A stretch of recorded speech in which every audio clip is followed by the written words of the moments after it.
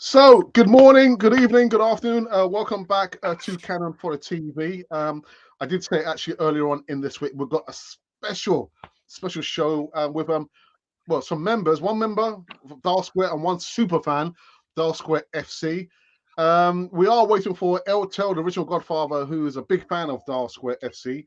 But we've got Mark and Dave. Mark, thank you for taking time this evening to come on the channel and talk about your love for Dial Square FC and maybe talk about the history. How you been keeping away, Mark? How you been keeping? Yeah, good, thanks. Doing really well. Good. Are you the club secretary? I am the club secretary, yeah. Yeah. Keep hold of that money. Yeah. Anyway. Dave, good evening to you. How you been keeping? Oh, thank you. How are you? Nice for you, son. You're welcome. It's a bit chilly up in North London. A little bit of snow. It's a little bit of snow, but we'll survive. We'll survive. Dan. Oh, yeah. I think it's probably still having problems with the signal on his Wi-Fi. But no worries. We'll carry on. And John Nagiza Guna, regular. How you been keeping? Gooners, and congratulations to Mark, Dave, and Stuart, because I believe they got promotion the other week. Is that right, Mark? We did, yeah. We got promoted. That's excellent. I don't really understand what division you guys are in. From my own sort of perspective, I follow Enfield FC, and they're like non-league. I think they're a few tiers above you, aren't they, sort of thing? So is that the sort of thing you guys are going for with Dial Square? Yeah, we just want to move up the non-league pyramid as fast as we can, to be honest. We were step 8 this year, which is tier 12 if Premiership has won. So yeah, second season, second promotion. So next season, hopefully, we'll be step 7, and the 4 years, so up to 7 in 2 years. Brilliant. You've only been going a couple of years, haven't you, fellas? Yeah, this was our second full season this season. Brilliant. Yeah, so it's literally back-to-back promotions. That's excellent. Yeah. So what's the story behind this? Why did you guys decide to break away from, from supporting Arsenal and set up your own club? Why do you guys decide to do that? Frustration? What's the story behind it, Mark? It's not. Yeah, Dave's good on this one. Come on, Dave. Right. Go for it, Dave. There's a lot of reasons. If you talk to any of us, we've all got to.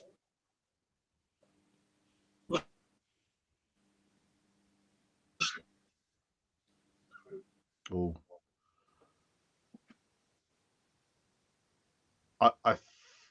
Mark, I think you might have to take the reins. I think his signal. So the idea behind Stu forming Dial Square, it was just a lot of frustrated Arsenal fans, basically, with the way the club was being run. So he just decided to obviously form Dial Square.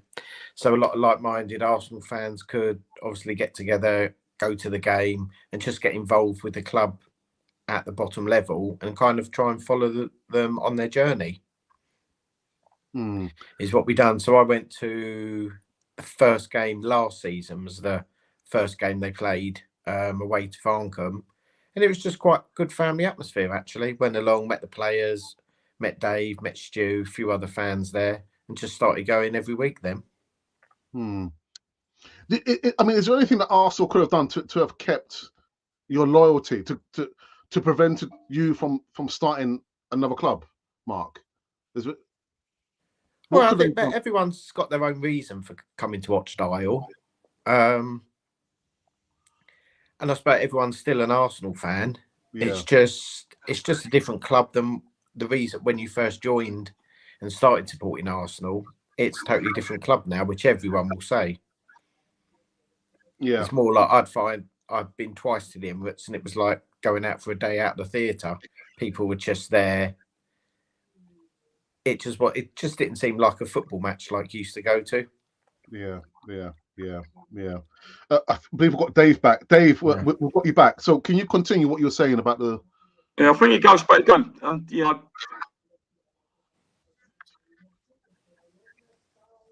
Oh no, I think we've lost them again. Oh no, Dave. I'm sorry, I've gone again. I think. Dave. Oh dear. John, is there any questions you want to ask Mark? Yeah, well, what I say to Mark is, I think the club is not anti-Arsenal. They're just like a different Arsenal. They're like old Arsenal followers, and I get what Mark's saying. We had some terrible years at the Emirates where it was dead flat. You know, I'm old school. I went from the North Bank, Highbury, and then when it became all seater, to me, a lot of fans were disbanded from that. Disbanded from the terraces. Then it went from 60,000 to 38,000. You could just turn up on the day. Then all of a sudden, it's all seated 38,000. The casual kind of fan that turned up on the day, like me, that did go regular, then had to try and get tickets or become the bond scheme and all that lot. So I can go back to, I think it was 92, 93 when that seating come in. And I understand it because of Hillsborough and all that and the way football was going. It did need something drastic doing. But to me, they sort of, they never had enough seats in that stadium. And so when they get to the Emirates, what happens when they get to the Emirates? You've got a different fan base because you've kind of excluded your proper fan, haven't you? Yeah. 15,000 casual fans. That, you know, I say casual. That was the way it was. You just turn up, paid on the door, and you went in. For FA Cup games, away games, finals, yeah, you did have to have tickets and all that lot for it, vouchers, but you could just turn up on the day. That's unheard of now. You cannot do it. Yeah. So then what happens? I joined the membership scheme. I think I had 20,000 members in front of me when it came to the Emirates. You know what I mean? So even if I wanted a season ticket, I got no chance. I never ever wanted a season ticket. I've always been a casual, turn up when I want to turn up. I don't want to commit myself. You know, a lot of people have got family things. They can't commit themselves, work Saturday, Sundays, and it's all over the shop now. But rather than waffling on, right? Yeah, when you got there and it's all sitting down, I love the standing up. It did become like a library, like a museum. But, you know, it went flat. And, yeah, we were winning FA Cup finals. We never sort of rose to the position we should have been in. You know what I mean? With Thierry Henry, we got to the Champions League final. Probably should have won that. We never kicked on when we got to the Emirates. We won a few finals. We got near. And we was always in Europe for a while. But then it just was flat. It weren't the same. Do you know what I mean? But what I will say, the last 2 times I went last year and what I've seen this season, that place is rocking. It's got that kind of atmosphere back and the fans. But there is kind of a hierarchy of fans now. You know what I mean? It's not like you could all turn up, you could go and watch a game. With Dial Square, if you want to turn up, just turn up, go and watch a game. You can probably have a drink with the players and the directors and all that. Like, Enfield FC's got that feel about it, and it is a nice feel. You feel connected. With Arsenal, the owners, mate, it's all about money. That's all that club is about, is money, right? And I love that club, but that's what it is. Any fan that thinks otherwise is deluded because they're not interested in me, you, or whatever. Yeah, they are interested in. I'm not talking about the players. Totally separate thing. They love the fans. The club, you're just a meal ticket. That's it, the owners. I don't care what anyone says about that. But authentic football, proper football. Grassroots. No, I'm not talking about the level of football is totally different. Of course it is. But the atmosphere at a game like Dial Square, Enfield FC, any of these grassroots teams, is totally different. And you will feel more part of the crowd. You're more of a local connection. You know what I mean? You'll go next week and you meet the same bloke probably.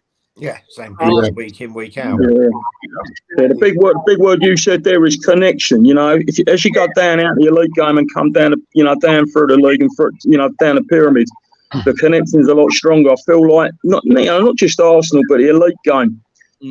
Yeah, you're a membership number with a wallet. That's the connection ain't here. But a dial, like you said, or any non-league. The players, you can have a drink with the board will be in there, the players will be in there, the fans will be in there, the opposition will be in there, and it's just more. It is a community feel. Everybody it's all like-minded people. Yeah. There's one question actually just coming to the live chat from the English Conversation Club. Maybe Mark or Dave can respond. It says is the club owned by the fans or is it owned by who owns the club? Dial Square FC. Mark. So 15% of the club is owned by the enterprise part of the club, and the other 85% is co-owned by Stuart. Right. So all the fan owners like myself and Dave, we all share a 15% stake in the club. Right. Which then gives us a chance to, like, we got new kits coming out for next season. We all was all given a vote on which kit we wanted, what colour, what make, what design. So you get a feel of, so everyone basically went for the same Adidas kits. So that is the kit that we'll have for the next 2 seasons. Yeah, it's all about the 15% is Dial Square Enterprise. So that's the fan owner bit. And as we go up, you buy into the enterprise. It's a limited by company guarantee. A company limited by guarantee, so there's no shareholders, you've got members. Yeah. So you can have 100 members, you can have 500 members, you can have 3,000 members. That owns 15% of the club. And then as we go up the pyramids, then Stuart and Tony, who own half the 85 each, they'll relinquish the shares until we get to a point where the enterprise will own 100% of the club. And like Mark says, that gives you rights. It gives you voting rights in anything we want to do.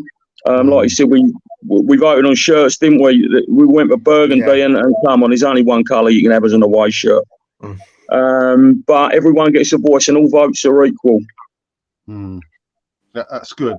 So we're just talking about maybe 20, 30 years in the future. Where do you envisage Dial Square FC being, Mark? Well, I'd like to see him. Maybe National League above. Hopefully. I mean, you got to aim high, otherwise there's no point turning up each week. No. If you're just going to be happy just sitting in the same lower league levels for years. So obviously, we really would like to get promotion every season. Okay. Yeah, I think the long-term plan is we'd like to, we want to be a fan-owned, responsible English League club. That's the long-term plan. Playing in London as close as we can get it to our spiritual home of Woolwich. Yeah. That sounds like that's the long-term plan. Yeah. And do you guys promise not to change the kit at least twice in one season, like Arsenal? No, not at all. Please. We'll have 9 kits playing in yellow with pink stripes next week. That's one thing obviously that turned a lot of fans off the elite game. It's just another example of how you just open your wallet and pay for something else that's coming out that's new. Yeah. I mean, I think the last time I went to Ivory was probably 2003, and I spent it was me and my nephew. I spent almost £150, and at that time I was thinking, that's a lot of money, man. That's a lot of money. And that Emirates, I've got a mate of mine who lends me his season ticket. Otherwise, I'll be able to afford to go and see the matches now. And actually, these days it's very difficult now to get a ticket because Arsenal are doing relatively well, and everyone wants to go to the Emirates and see Arsenal win the Premier League. But they've priced me out of the market. There's no way I'm going to go into the Emirates. There's no way it's going to happen. You know what I mean? But yeah, Arsenal. I love Arsenal, but they've done a lot of wrong things. Am I disgruntled? Maybe. One thing I've asked for is fan representation on the boards. I think if we had that safety barrier there, we might not have been in the situation that we are with the current owner. But that's just my opinion. Only my opinion. Yeah, I've always said, if you're that rich, if you get to be a billionaire, you don't get to that point if you're not very comfortable stepping on people. Yeah. You know, and unfortunately, I feel the fans are on the sharp end of that. Yeah. I think we've all sort of gone in this season with rose-coloured glasses because Arsenal are doing well, aren't they? Yeah. But Kroenke's still in the background, using Arsenal as a cash cow, as a Tesco or whatever you like it. You know, he ain't got that kind of connection. If Arsenal wins like this year, he will have a big connection. He will go up a step. I think this Kroenke business will come to an end, but he'll still be there in the background. You know, all you fans out there, we are just money to them. That's all it is. And if you look at his last, the fans, sorry. It's all right. The fans know that because they love Arsenal so much, and the people who've got season tickets, they don't want to just give it up. Do you know what I mean? Because they've been there for years, their family, they've had a long-term connection with it. Me, I was always a casual fan. I had one season ticket one year, but apart from that, I was always I'll go 10, 20 games a season, depending. But once the old seats came in, that was kind of it for me, and plenty of other fans. You know what I mean? There's plenty what you call legacy fans, they call them, didn't they? Yeah. The thing that Arsenal got in their favour now, they've got international fans. They don't need the fans in that stadium. Do you know what I mean? For their merchandise and all that, pump out, because I think Arsenal's got one of the biggest fan bases in the world internationally. So, you know, you see what happened in America. They love Arsenal. I reckon they could ship Arsenal over there if they wanted to and carry on. You know what I mean? Yeah. Well, they proved it with COVID, didn't they? They didn't need fans. Yeah. You know, at the top level, not just Arsenal, but they didn't need fans when we had the lockdown. Still carried on. And you know, it's not just Arsenal; it's all the way through that Premier League. You know, the way the whole system's run is wrong. You know, it's really wrong. It's just going to become a shell of itself. It's doing with a VAR and all that. Like, do you know what I mean? Stop, start. Now, I bet you go to your game, totally different game of football as well, isn't it? Because you've got none of that VAR. Do you know what I mean? It's just flowing. Yeah. It's just free-flowing. It's a free-flowing game. Yeah. Fans should just get out and go and see what it used to be like. Instead of and you don't get anyone rolling around on the floor either. Yeah. No, they won't be there, but not the players. No. Yeah. They won't be on that floor for long. No. Yeah, it's becoming a shell of itself, isn't it? Lovely players, lovely kits, brilliant, fantastic stadiums, but it just needs that connection back with the fans. You know what I mean? And the community. Yeah, I spoke of it as a feeling. You know, when the games all used to be on 3 o'clock on a Saturday. Yeah. At some point on your journey to the ground, it was that feeling that you were becoming part of the club. Yeah, you were the Arsenal, you know, and it's still there in pockets, but in general, I feel it's just totally disintegrated, you know. And I can't call the North Bank at the Emirates. I can't call it the North Bank. It's the North End, because to me, the North Bank was Highbury, and it was the feeling. Yeah, it was like you said about the community, about all the faces you'd see, and you'd stand there and you go to with a couple of mates, and at the end of 90 minutes, you was all 30 yards apart talking to different groups of people. That's all the same, What's saying there, you can't go to a game and you don't know who you're sitting next to, do you? Do you know what I mean? No, yeah. A couple of times I've gone, I go in the disability thing, and it's quite lively, it's quite good, I enjoy it. When I've gone in the seats before, sometimes it's been a bit quiet. I've been in with a quiet lot. I like to get right involved. You know what I mean? I think, how do I end up in this half? What can I? Yeah, we had bad games when it went quiet and all that. But it is. But a lot of them are corporate, aren't I? A lot of them. There's a lot of corporates in there still. I know it's come down a little bit, but. It's like I said, the last time I went to the Emirates, the last time I went regularly to the Emirates was 2010. And World War III could break out on the pitch. They would not notice. They're all having a chat with each other and, how much money they've made this week and where they're having dinner around Sally's tonight and all that. And, and they all disappear a good 20 minutes before the end. It's, the percentage of fans for me went down. The percentage of seats went up, Highbury, the Emirates, but I don't think the percentage of fans went up that much. No, that's what I'm saying. They got lost between when it went to 38,000 and the Emirates. A lot of them fans disappeared. Just go and watch it down a pub with your mates or whatever. Do you know what I mean? Because you couldn't go to the games. You might get an away game more than a home game. Depends on who you were playing, but you've got no chance now. It's 45,000 season tickets in it at Arsenal, I think. Yeah, about 10,000 available to members and 200,000 members. The last figure I saw was when I were giving out 5,000 Reds per game, and there were 600,000 Reds. It's mad. So that's if you look at league games, that's 95,000 tickets. That means 500,000 ain't got a chance of getting a ticket. No, it's crazy. But they paid their membership. Yeah, I know. The membership. Yeah, I know. I just used to didn't mind. I could go to a game, a European game, a Carabao Cup game, or the early stages of the FA Cup. You very rarely got the league games. Only if we was playing bad that you got the tickets. That's the fickleness of fans again. Do you know what I mean? But now you got no chance. My mate told me 400 quid now. I see him up the West End. I went up the West End a few weeks back. £200 a ticket. You could walk into them kiosks. The geezer would give me any ticket I wanted down the West End. But 400 and how did they get hold of them? For the last game of the season, £1,000 the last game of the season tickets, you know? Jesus. Well, you don't need a ticket at Dole, though, do you, Mark? Dole's just let everyone know. Dole, totally free, no ticket, no waiting list. Free the only waiting you've got perhaps is at the bar. Yeah. Free beer. But Mark, serious question to you, Mark.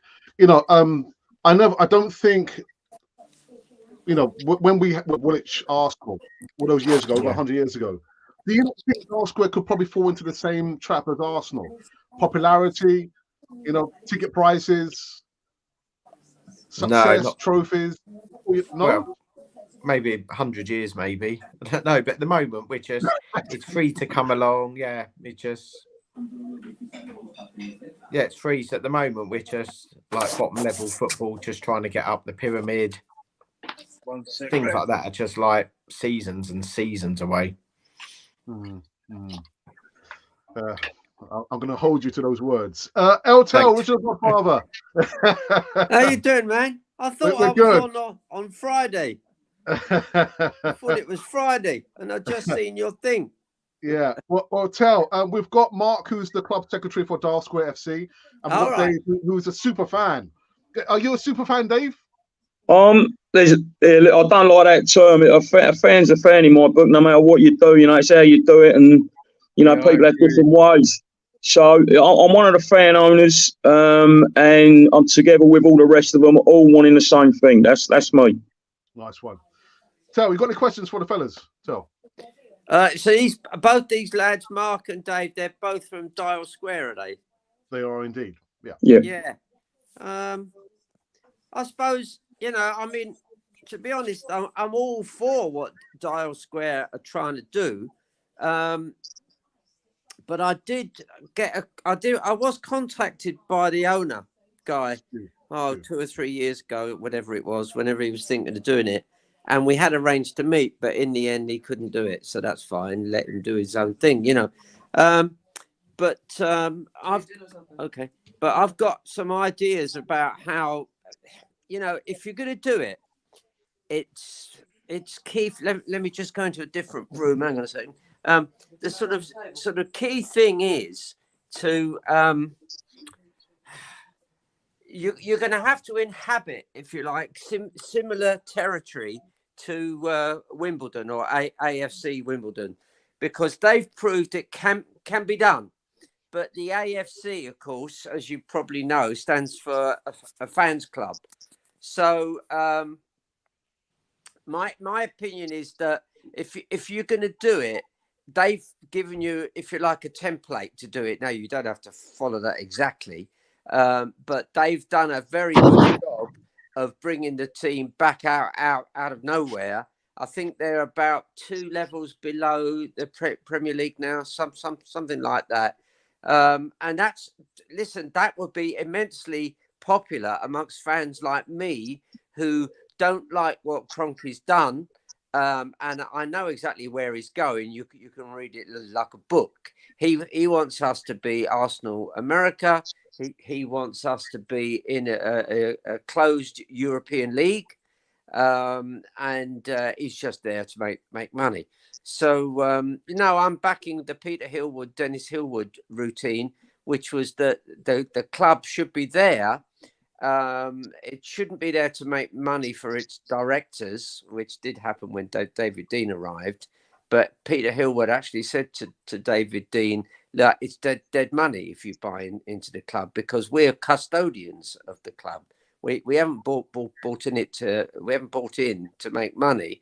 And the original vibe from his dad, Dennis, was that the working man or woman works hard all week. In those days they were working 5.5-day weeks, most working people.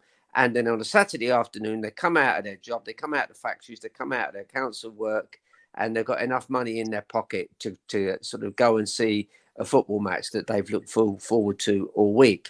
And I think that's good. That's grassroots sport. And even at the elite level, I would love it if Arsenal had that vibe. And obviously, Wimbledon have shown one way of doing it. Now, my question to you, sorry about that long preamble, is do you follow anything like what Wimbledon have done, or are you going off, is it run on a different way? I think it's a similar one, isn't it, Mark? It's very similar, but Wimbledon's a completely different story to what we are in some respects. And the biggest thing is, Wimbledon had a big fan base with no club. We're the other way around. We're a club that hasn't got the fan base yet. So they had a lot more money to be injected very quickly. They entered the league a lot higher up than we have. It's a fantastic model. What they've done, what Wimbledon have done, is absolutely amazing. I live down in Collier's Wood, only a stone's throw from their new ground in Player Lane, which is a stone's throw from their old ground. Yeah. So I've seen what they can do, and I've seen what the right fan-owned club with the right vision can achieve with the right people behind it. But like I say, Wimbledon did come in a few steps above purely because they had a big fan base to start with at that level. Yeah. Now, from what I understand with Wimbledon, every fan owns a share. Is that right? I think so. We don't have shareholders though at the club. The fan owner part, the Dial Square enterprise, is the bit that owns the shares, and then you become a member of the enterprise. So in that respect, it's different. So you can have as many members as you want.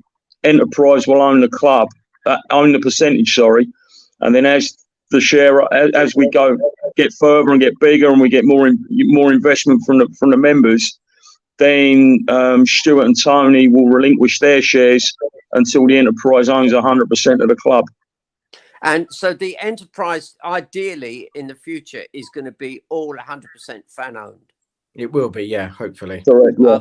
I've got you. So currently, you just mentioned two names. Stuart is the guy I was in touch with, but Stuart and the other guy at the moment have put most money in and therefore own most shares, is it? They do, yeah. Right. Yeah, that's correct. I mean, listen, a very quick way I would have spoken to Stuart about is you've got, as you know, we are a much bigger club than Wimbledon ever were, right? So you will have an enormous, if you get this right, you will have tens of thousands of supporters, right, going off to wherever Dial Square are playing.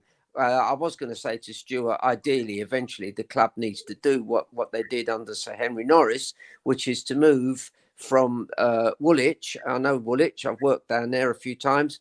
Back up to some part of North London, where most of the fan base exists. But that's a different point. But what you need and what would really lift it is some ex-Arsenal players on board. So you've got Flamini's, the famous example. He's made himself into a sort of billionaire with this chemicals company he owns. and you've got icons like Thierry Henry and different guys like that who would, I believe, would come in once it really took off. So you're just in the early stages really of it taking off, because once it takes off, it will take off really fast. You know, if you got Flamini and Henry and a few of the ex-players involved, and maybe buying up some shares and so on, until, as you say, they can all be farmed out to new fans, then you've suddenly got what will happen then, if you want me to expound on it, is that Kroenke will get worried and he'll try and buy it out. He'll go in there like an aggressive merger, I think they call it, and he'll try and buy it out. Now at that point, you don't let him buy it out, and then he'll go into skullduggery, subterfuge, anything to stop it happening, in the same way as Tottenham tried to stop Arsenal relocating into what was the fields of St. John's Divinity College in Highbury. So you will have it, but I'll tell you what, you will get you will get Kroenke really worried if it takes off. And it happens so fast once you get some ex-players buying in, and it's not just them buying in with shares and stuff; it's buying into the whole project. And you know, I would be with it. You know, I would say, yep, I don't want football run by the people like Kroenke. I want it run as a club that bit like Wimbledon. You know, it's run by the fans for the fans. Yeah, I mean that's the key point. Is for the fans. We did have Ian Selly on board. He was still our honorary president. He played a couple of games for us last year. He can still ping it. He can still ping it. I bet he can. And I'll tell you what, it was a pleasure to watch him. You know, he's knocking the others nearly 50. I'll tell you what, his legs might have gone out of brain out. No. And I mean, he played a good part in getting us to Chertsey, because he was Chertsey manager, of course, last year. So he pulled a few strings to get us into there. The other point is, we just need to stress that we're not anti-Arsenal. It's not we're not going up against Arsenal. You know, we're all Arsenal fans. That will never ever change. This is just something to give the fans something back. You know, a bit of respite from the money. A feeling like we mentioned earlier of a connection, and that's the main point we really want to get across. It's all like-minded fans together. All like we've mentioned, you know, it's not. I support the 11 players on the pitch. Don't matter to me. I support the manager, the coaching staff. I just don't like the way they're using it as a cash cow, and that's what we're trying to identify as. But you know, I know Stuart's still got a ticket for Arsenal, isn't he? Is he club level or something? But most of us have. You know, I haven't personally, but I know a lot of them have, and we'll still go to Arsenal games. You know, it's not a light switch you can flick on and off. No, you know, supporting your team, it's in there. It's in your DNA. You know, I'll be an Arsenal fan till the day I die. That's the thing, lads. And that's how they got you. They got you with a loyalty. Arsenal was our club and is our club. It is owned by some mega billionaire. There's not a lot we can do about that. It all got sold out. But well, actually, John, there actually is a lot you and I and all the fans could do about it, because if there was enough trouble and Kroenke was rocked by how well Dial Square were doing, then you could get him out, or if necessary, let's all go over to the sort of new Dial Square, get it up around Finchley or somewhere, or piggyback into Barnet FC, you know, and get within a distance of the old stadium. And I'll tell you what, people would say, you know what, I can get up there, and I'd rather watch these boys. They're coming up into Division 1 or the Championship. You know, it would happen. And if you get the big boys behind you, you've suddenly got, it will kick off big time, really fast. It would be lovely to see. But you know, we all say, yeah, we're fans. But you know what Kroenke calls us, don't you? oh, this is a genius. As soon as I heard this, he called people like me and you who've been supporting the club since we were kids, legacy fans, right? So it suddenly got you. And yet you could imagine him talking to Josh and all the other people. Oh, yeah, we've got a bit of a problem with those legacy fans. They remember the good old, bad old days. They remember when you could go down to Arsenal without a season ticket, stick your hand in your pocket, and whatever loose change you had, you could put into the turnstiles and get in. He doesn't want that. He wants corporate. He wants these big guys in. So I would love it for it to happen. And in the end, if I was ever to get involved, I would want to see it be the new Arsenal. I don't care whether we call it Woolwich Arsenal, Royal Arsenal, Dial Square, as long as we don't call it Tottenham. But you can put me on record now. There's no chance of that ever happening. I draw the line there. But it could happen. But it's definitely, oh God, I would love to see it. I would love to see it. Thank you. The thing, sometimes fans are kind of their own worst enemies. What I keep saying to fans at the moment, like, you can't get a ticket, go and see your local club. Go and watch your telly, whatever.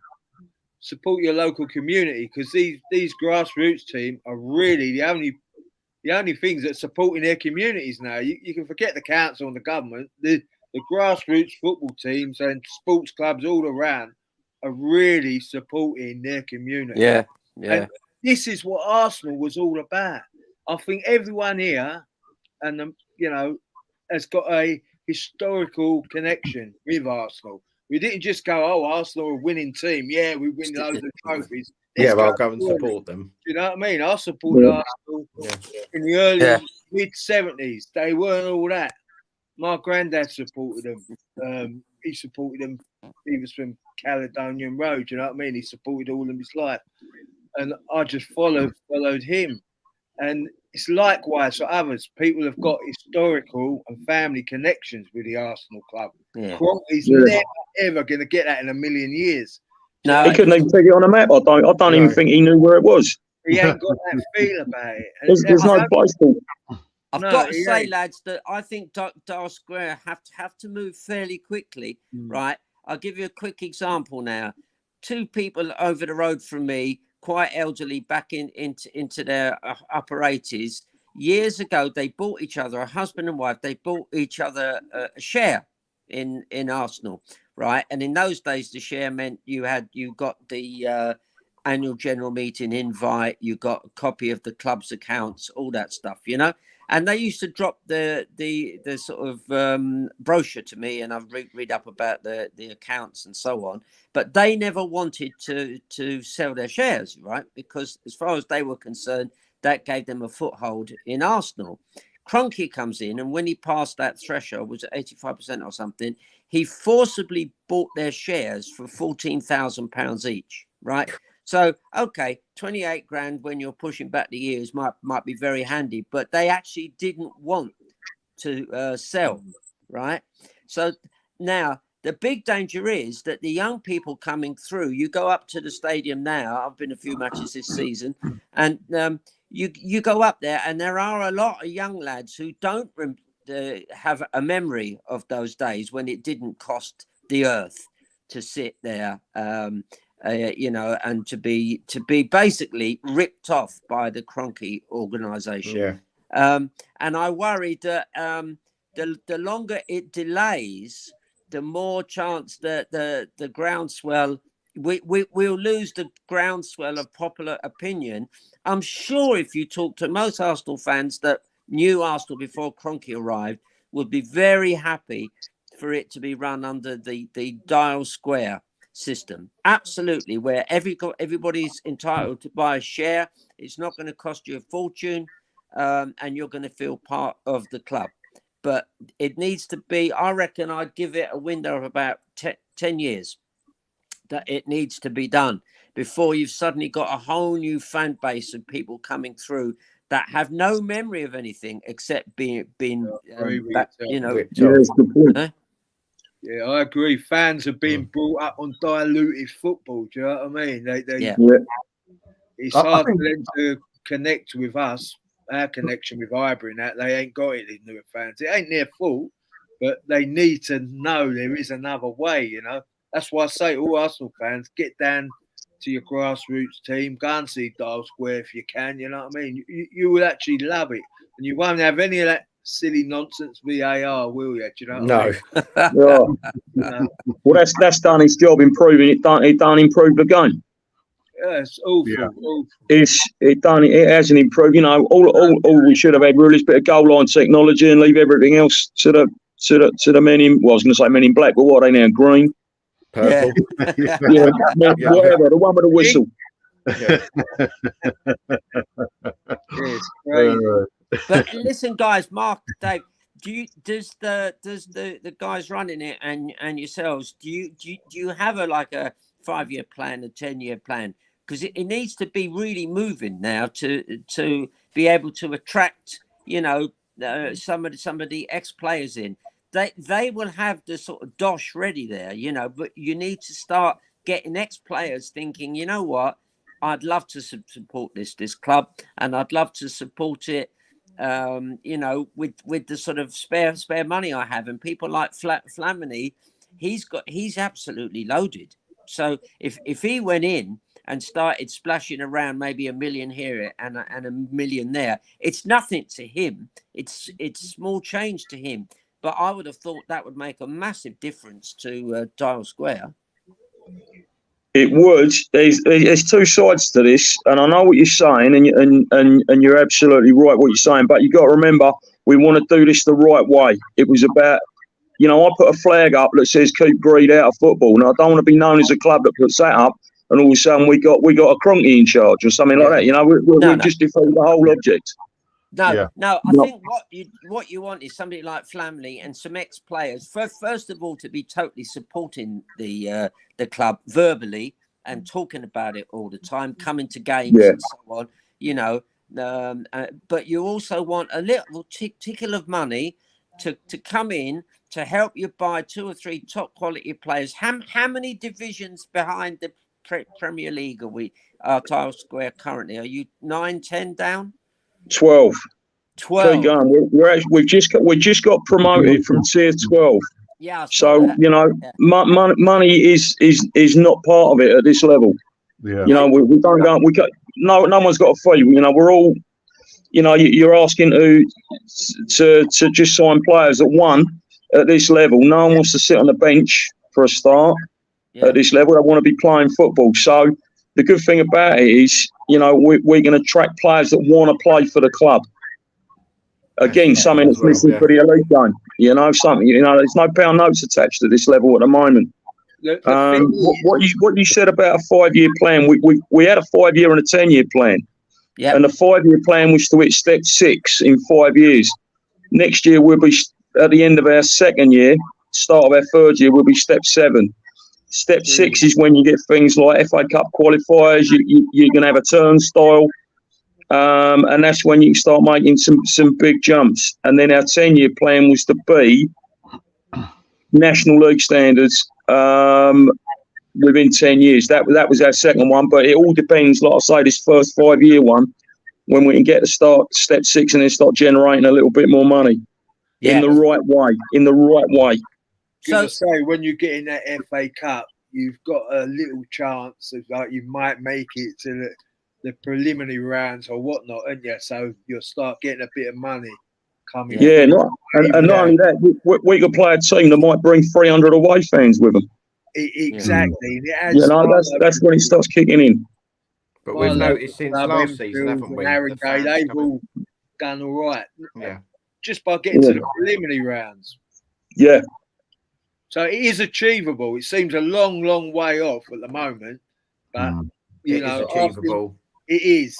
Yeah. You know more than me, you guys, but yeah. We've got the important thing for us, Mark, when it was to have the setup. So we're at Chertsey. We're at a step 4 stadium. Yeah. You know, some of the teams in our league, you know, Mark, we turn up and it's on the back of a leisure centre with a rope around it. Yeah. You know, you kick the ball out and someone's got to hire a cab to go and get it back. And we're literally like the only fans there as well, aren't we? So listen, Mark and Dave, does fans that buy shares, do they get the AGM stuff? They can see how the money's being spent. Totally transparent. We are totally transparent. It's for starters, it's a non-profit making organisation. Most clubs are at a loss anyway. Yeah. But we're a non-profit making organisation that any money that goes in, and I must correct you, we don't have shareholders. We've got the enterprise is the shareholder, the fans are members of the enterprise, and they can go at Company House and view our accounts at any time they want. We're totally transparent. And who owns the enterprise? It's basically the fans that own it. You've got three wings, if you like. You've got Stuart Morgan, the man that you spoke to. He's the one that set it all up. Unfortunately, he had a bad accident last year and he was off the scene for a while. So Tony Early came in to keep the drive going and make sure the club was going in the same way and the project was still going with a passion and the timescales that we wanted. So Tony and Stuart have got 42.5% each. The enterprise is a company set up by Stuart, but it's totally separate to what they have. This is the enterprise with the members that the fans buy into. So how would I buy into the enterprise? You become a fan owner. Yeah, so if you go and look up Dial Square Enterprise online, you've got the application forms on there. Cost you £90 for the season, or you can pay in one lump, or you can pay monthly, and it gives you flexibility. You're not, we don't commit you down to 3 or 5 years. You can come in and come out as you want. We don't tie you down. It's got a lot of flexibility having members instead of shareholders. And also, if you want any ideas or you want to create merchandise, you can just come to myself, Andreas, or Stuart, and then we can give you the go ahead if you want to do that, or if you have any ideas at all. That's what we're there for, is to take it on board. So if the club starts doing well and making money and whatever, and getting into maybe League Division 4 or whatever it's called these days, who would benefit? Would the enterprise owners benefit? If we get out high by that time, the enterprise will own 100% of the club. 100% of the club, which means all the fan owners will have a share. Not a share. So I keep saying I've just tripped myself up. We'll have a piece of the. They will own 100% and have equal footing in Dial Square FC. Yeah, but who actually owns it's like I said before. We're at the moment in the process of making it a non-profit organisation. And the only way that can change is if we vote on it. Every single member has a vote on it. But hasn't Stuart and his mate, or whoever you're saying there, haven't they put a big amount of money into owning the enterprise? They put money in to keep the club going, and but that's because every club at our level runs at a loss. Separate. Right. So how can I buy a bit of the enterprise then? You become a fan owner. A fan owner. A fan owner, yeah. Yeah. Okay, that's different from a shareholder. For the other thing you're saying. So the enterprise owns 15% of the club, and if you become a fan owner, you become a part of the enterprise. Right. So Mark, quick question, Mark. So how do I become a fan owner? Is there like a link or? Yeah, if you go on the Dial Square website, right, there is a link somewhere on there to become a fan owner. And obviously, Andreas is the chairman. Myself and Stuart are both directors of the enterprise. Oh, right. And then you can come on and you can give ideas, like things for what you'd like to see in the match program, for merchandise, any ideas you think could raise the profile and money for the club. Right. Yeah. See, the thing is, people like John and me have got links with ex-players, right?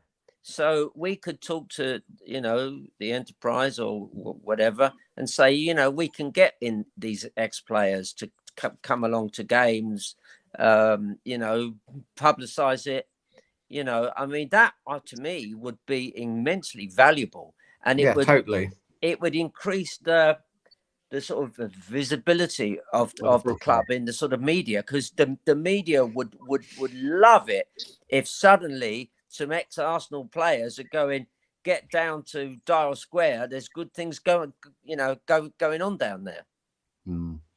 Mark, is it okay if I can leave the link for the website as well as your Twitter handle?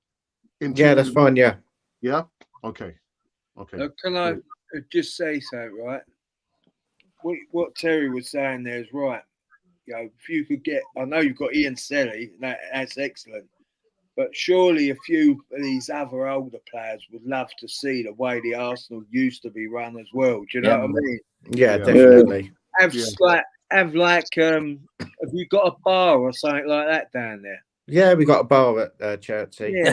Free drinks. What are you talking about? I know where you're coming from, John. No, but what I'm saying, you could get a celebrity player down there. Do you know what I mean? To sort of raise the profile. Raise the profile. I do admins on the Arsenal Facebook group for Rocky Gooner. Yeah, I think like you're on that, ain't you, Dave? Now, I'm on that. Yeah. He's got like subscribers of 65,000 memberships, and what you lot put on there, you're getting a lot of good feedback. Do you know what I mean? Yeah, a lot of good feedback. What does the Arsenal actually feel about this? Would they sort of kick up a fuss against you? I mean, you're not totally separate names, so they can't say nothing there. But have you had any feedback from the Arsenal itself?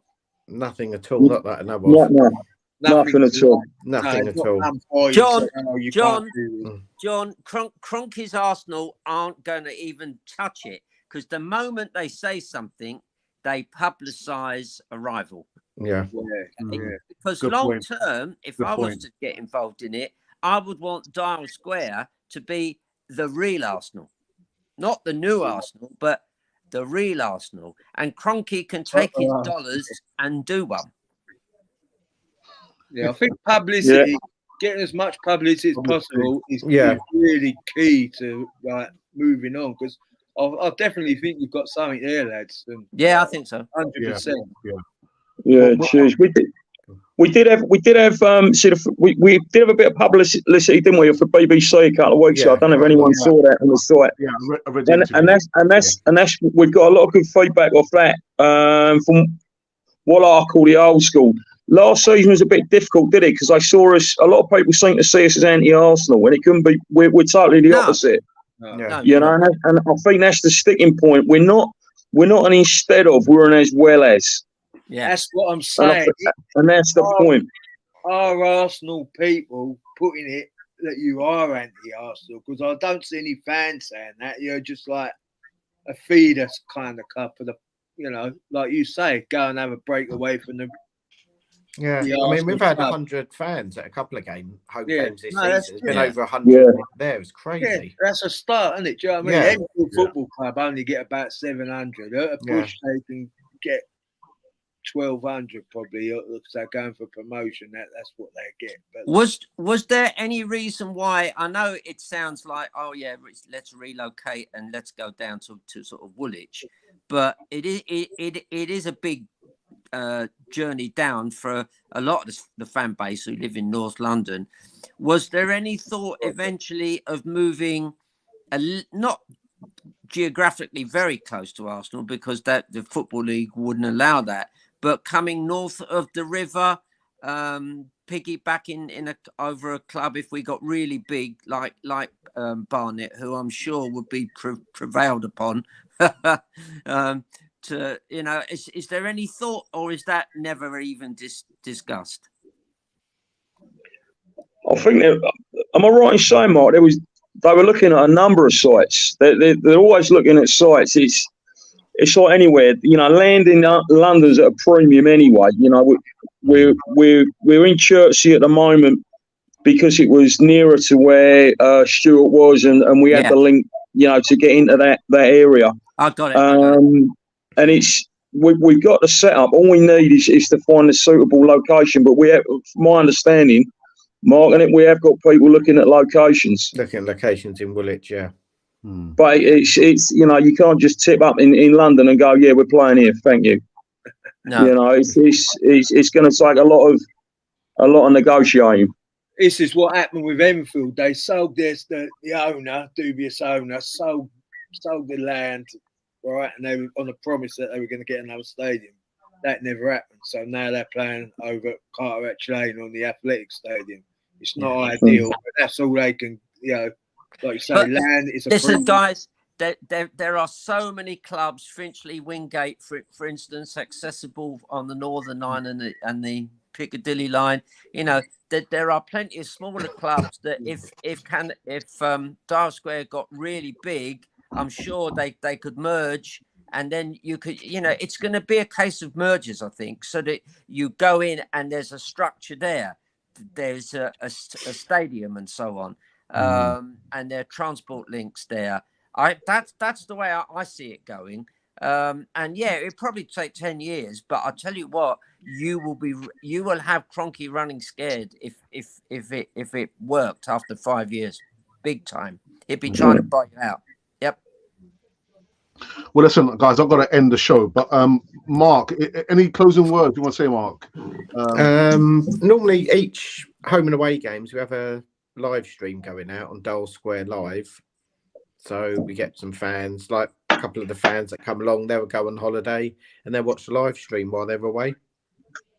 Excellent. Brilliant. So it's quite good. And a lot of the players watch it back as well. So they see how their performance was and stuff. So it's quite popular. Right. Well, I mean, we'll do our best. I'll definitely leave a link to the website as well as Dave, if it's okay by you, we'll leave your Twitter handle as well as Mark's handle in there. Yeah, fine by me. Yeah, cool. And then I was watching, become a member. Why not become a member of Dial Square? You can say that I was there at the beginning. We were there. At the beginning, Yeah. Who knows? But Mark, again, thank you for coming on to the channel. Give us your time. No worries. You're welcome. Dave, it's been very interesting listening to you. Really. Thank you. Thanks for having us on. I'm going to become a member. I'll pay it. Brilliant. Yeah. Good. Cool. Eltel, thank you very much. Cheers, Al. Sorry, I came on late. I thought it was going to be on Friday, but no, it's good to talk to you. Cheers. Absolutely. But who knows? We might get Mark and Dave back on again sometime in the future. Definitely. Who knows? And John the Geezer, thank you very much. Enfield. Hey. Excellent. Go and support your grassroots teams, lads. And all Gooners, go and support these boys. Dial Square FC. Come on, let's get them up in the Premiership. Brilliant. I'd love it. Anyway, guys, that's it. If you are interested, we'll leave the links in the description box and go over and become a member of Dial Square. Support your local team, even if you live in Africa. Or actually, maybe not. Maybe not. Maybe not. Take care. Why not? We will be back tomorrow. Have a good evening.